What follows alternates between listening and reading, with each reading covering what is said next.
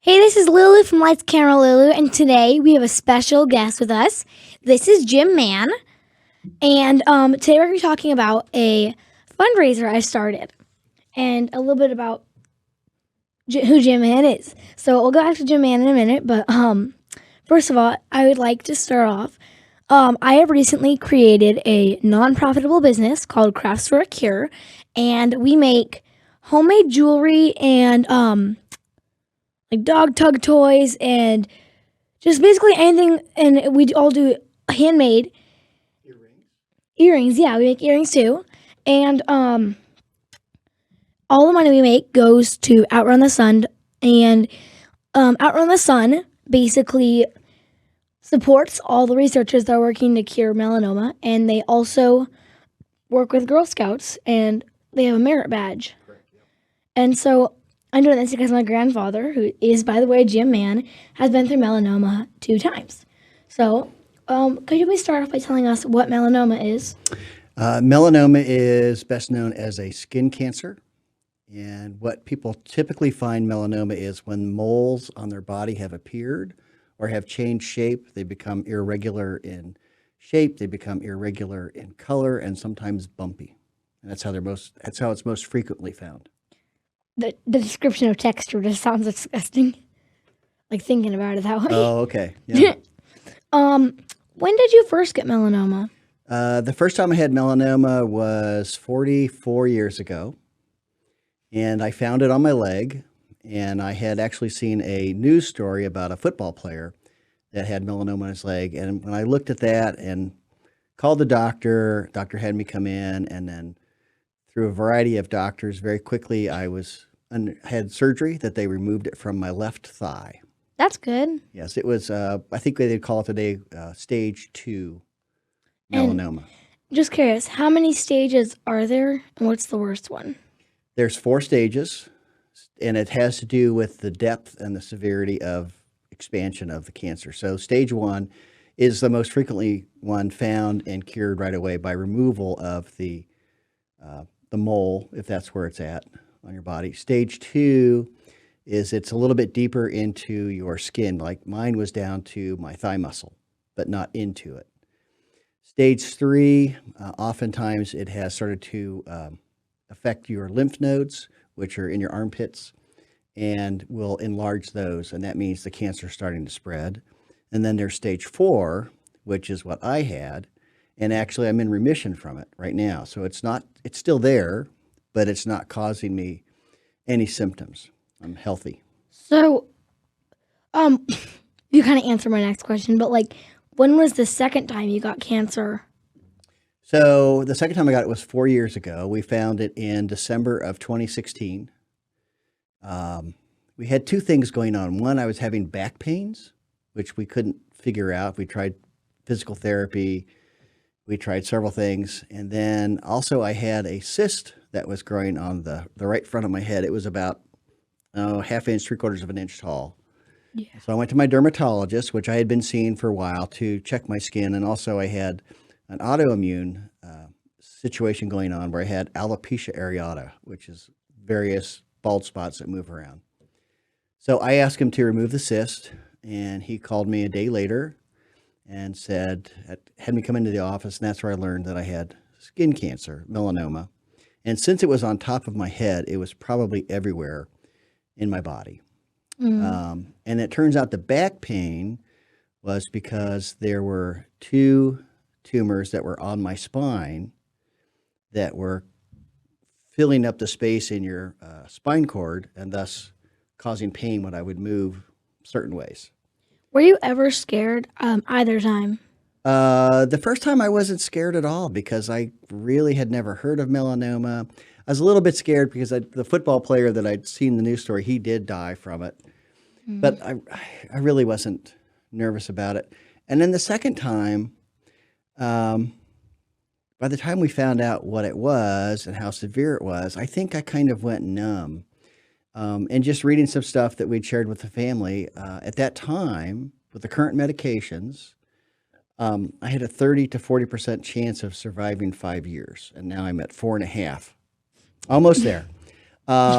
If I had as severe as my spread of melanoma was, if that had been happened, say 9 years ago, I might not be here today. But because of research and medical companies finding new medicines, I'm here. And that's very good news. Yes, thank you. Um, how are you treated? Like, I've heard of chemotherapy and people losing their hair. Did that ever happen to you? No, what I had was immunotherapy, and these were drugs that were put into my body through the back of my hand, and then there was a big bag hanging, and I used Opdivo and Yervoy, and that works with your immune system and makes your immune system stronger, and then helps it fight the cancer.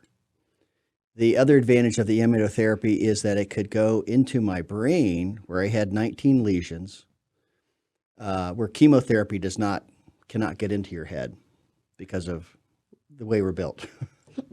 And I also had radiation treatments, but I did not go bald because of the cancer treatments. How long did your treatments take, and like how long did you take them? So I did some recent research, and so my first treatments lasted from January of 2017 until October of 2017. And at that point in time, they felt I was in remission because nothing was happening. There were no extra growth. All the tumors seemed to have stopped growing or had shrunk or were stable. Then later on, I had a scan. Well, that was then later on, I had a scan, and the doctor thought, well, maybe the cancer's starting over again. Uh-oh. So that was a little scary because they're like, wow, I feel like I've just beat all of this, and now I've got to do it again. Yeah. But then they put me on different drugs. They call them BRAF drugs. It works with a gene and tries to stop the growth of the cancer. That was not successful for me because the tumors stayed where they were. They didn't shrink, nothing changed. And at that point, they decided that I should go to MD Anderson in Houston, Texas. And the hospital that I have been going to, Community, is partnered with them in cancer research and other things that they do. So before we continue any further, I know that there are probably a lot of questions, because I remember when you first got the second time you got cancer. Yes. Probably wasn't alive for the first time, but No. second time you got cancer, you said, if you have any questions, just ask me. And I spent all day trying to think of one question to ask you. And I remember, like, I called you up the next day and I was like, is cancer contagious? And I know that's a pretty common question, especially around young kids. Correct. So would you like to answer that? The cancer is not contagious. So if your mother or your father Sister, or your grandma, brother, sister, any of them have cancer, you can't catch you it. cannot catch it from them. You can still snuggle with them in bed, hug them, kiss them. Right. It's not like a cold. You're not going to catch cancer. Correct. Okay. I just want to make sure we're clearing that. Yep. I said that's very pushing questions, one of the most often asked questions from children. Well, it's a good question too, but I had your dad and your aunt. I suggested to them that they make sure they get in to see a dermatologist, as everybody should, to check their skins, because I thought the thinking was that since I've had twice now, that they might be more susceptible to melanoma cancer and being out in the sun and things like that. How do people help you when you're going through this tough time? Okay, so other than the doctors, my church helped me. They set up a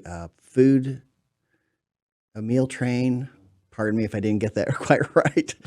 But a lot of meals were brought to our house. They put us on prayer lists. So I was on prayer lists at a Presbyterian church, a Baptist church, some Muslims that I know, and some Jewish people that I know. We were on all of their prayer lists, so across many religions. That's so sweet. Yes, and then I was working for a Catholic church, and so I was on their prayer list also. So I had many religions and all their people praying for me. So that helps. When you're really sick and you're not feeling good and you kind of want to just give up because you just feel terrible, you start to remember those things and that people are praying for you and they're urging you to keep it going. So that's what helped me. Yeah. How are you doing with cancer today or this week? So right now, I still have 4 lesions in my brain. They're spread all around, and they're very small, and they're not changing. So they're very stable. They're not growing, and they're not disappearing either, which I wish they would. But Yeah. you win some, you lose some. So Right. So, but the radiologist doctor said, we did your scan in April, and I don't think you need to come back until April of 2022. So that would be 1 year. And that's a good sign because he feels nothing is going to be happening. And my oncologist felt the same way about having a body scan done. So when I was going through my treatments, I was getting scans every 3 months. So now we're once a year. that's very good improvement. Yes. And I'm glad they're still watching you though to make sure nothing is changing. Well, me too, because quite frankly, I worry about it. And like you don't want like cancer's like a nightmare created from the dark. Yes, I don't want it to be that at all. What is your future? My future?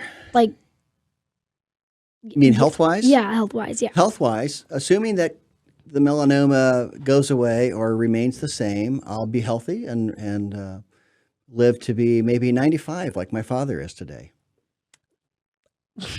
So that's my plan. Yeah. Planning to go on trips, go around the country, seeing people, visiting family.